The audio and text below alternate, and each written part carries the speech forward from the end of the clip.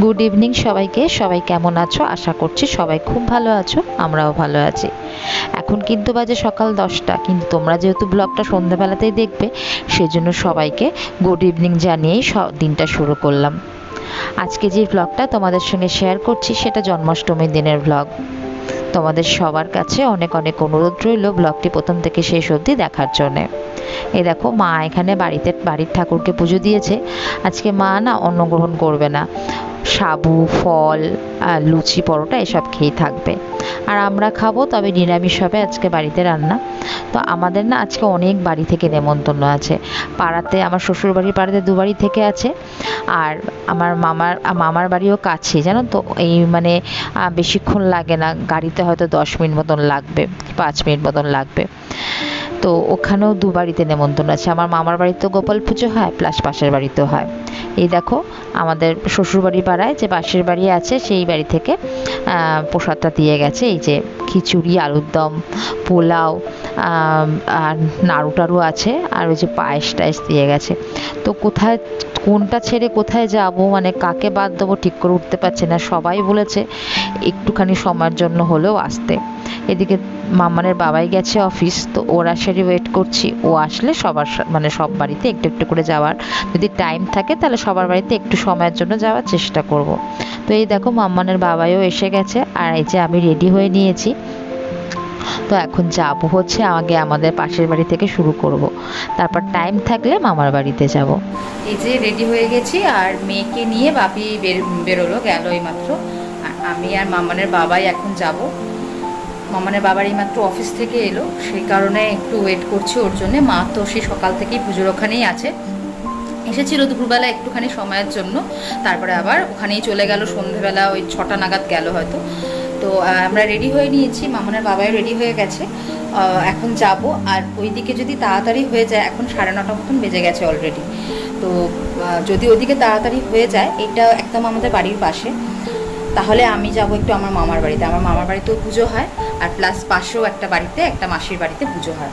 তো সেখানে যাওয়ার ইচ্ছা আছে, তবে মেয়েকে তো খাওয়াই 10টা 10-15 এরকম নাগাদ। যদি দেখছি ওই টাইম হয়ে যায়, তাহলে আর ওখানে যাব না। তো এই দেখো, সবার শ্বশুরবাড়ি পাড়া থেকেই শুরু করলাম। এখানে যে বাড়িতে এসেছি সেটা আমাদের একদম এক পাঁচিলের বাড়ি আর কি। এদিকে আমাদের বাড়ি, আর এদিকে এই কাকিমাদের বাড়ি। তো এই দেখো, এখানে রাধা কৃষ্ণ দুজনেই পাশাপাশি আছেন। তো এইখানে গোপালের আজকে পুজো হয়েছে, তো ওনারা রাধা অষ্টমীও করেন। তো সেই কারণেই আমি ভাবলাম যে যেহেতু মানে কালকে আর কি বুধবার রাধাষ্টমী, তো এই এই গোপাল পুজোর ব্লগটা মানে ভিডিওগুলো আমার ফোনে ছিল। তো ভাবলাম চলো পরপর 2 দিনই, একদিনকে জন্মাষ্টমী আর একদিন রাধাষ্টমীর ব্লগ তোমাদের সঙ্গে শেয়ার করব। সেই কারণে আজকে এই গোপাল পুজোর ব্লগটা তোমাদের সাথে শেয়ার করলাম। তো এই দেখো, চলে এসেছি। আর এখানে এই যে কাকিমা দাঁড়িয়ে আছেন, এই যে আমার শাশুড়ি মা আছে, এই যে শ্বশুরমশাই, আর এই যে মাম্মানের বাবা, আর পেছনে এই দেখো আমার মেয়ে। এই যে মেয়ে এখন এখানে উঠে পড়েছে। মেয়ে তো প্রচণ্ড দুরন্ত, মানে এখনকার বাচ্চারা, বেশিরভাগ বাচ্চারাই দেখলাম প্রচণ্ড দুরন্ত হয়। আর আরেক হচ্ছে, সবার নাম কাটিয়ে একদম ওপরের লিস্টে আছে হচ্ছে আমার মেয়ে। প্রচণ্ডই দুরন্ত, কোনোভাবেই শান্ত রাখা ওকে যায় না। ওর ঠিক কোনো মানে নিজের মনোরঞ্জনটা ও ঠিক নিজে জোগাড় করে নেবে আর কি। খাটের এই চেয়ারটার ওপরে, মানে একটা সোফাটার ওপরে মানে কতগুলো ক্লিপ পড়েছিল, সেগুলোর দিকে এসে আগে ওর নজরটা চলে গেছে। তো এখন না অনেকটাই লেট হয়ে গেছে, ওই 9:45 মতন বাজে। তবে মামার বাড়ি যেতে পারবো কিনা এখনো বুঝতে পারছি না, দেখা যাক কতটা কি হয়। মাম্মান কি খাচ্ছ?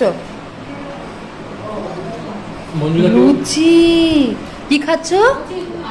দেখেছো, নিজে থেকে বললো।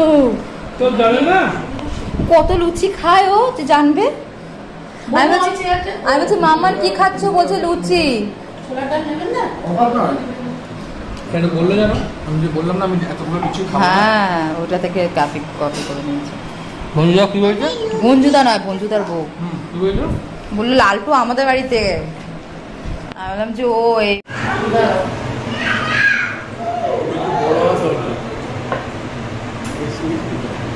আমার রাত ভিডিও কল করে দিয়েছে, রাজের পিসি রাজ দেখবি না।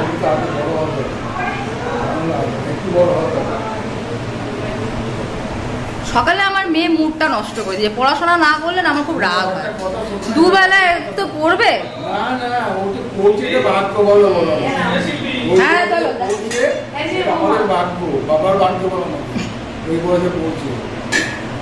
মা হয়ে গেছে? হ্যাঁ, বড় কথা হলে পরে তখন আমি কিচ্ছু বলবো না। আর কি বাকি? আর আপনি কখন খাবেন? পড়ছে এটা আমাদের বাবার ভাগ্য বলো। কিছুই ওর থেকে চ সাপোর্ট করলো কিছু জানি না। তুমি তো তোমার নাতনির সুনাম করবে।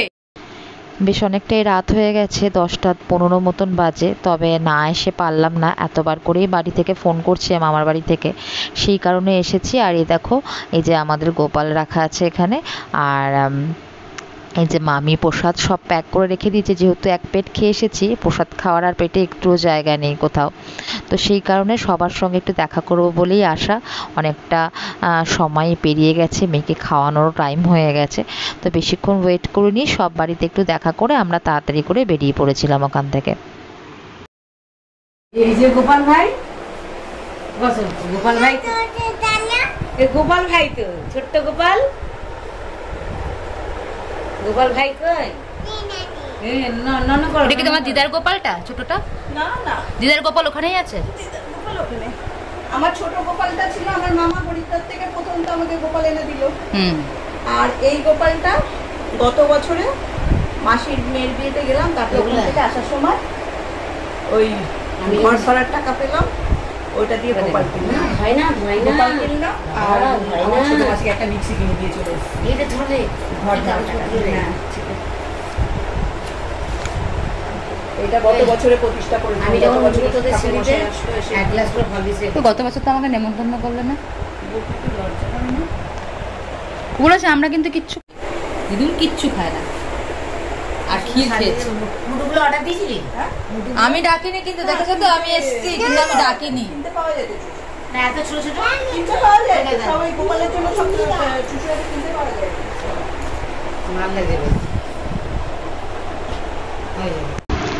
এই যে পাশের বাড়ি থেকে চলে এসেছি, আর এখন যাব বাড়ি।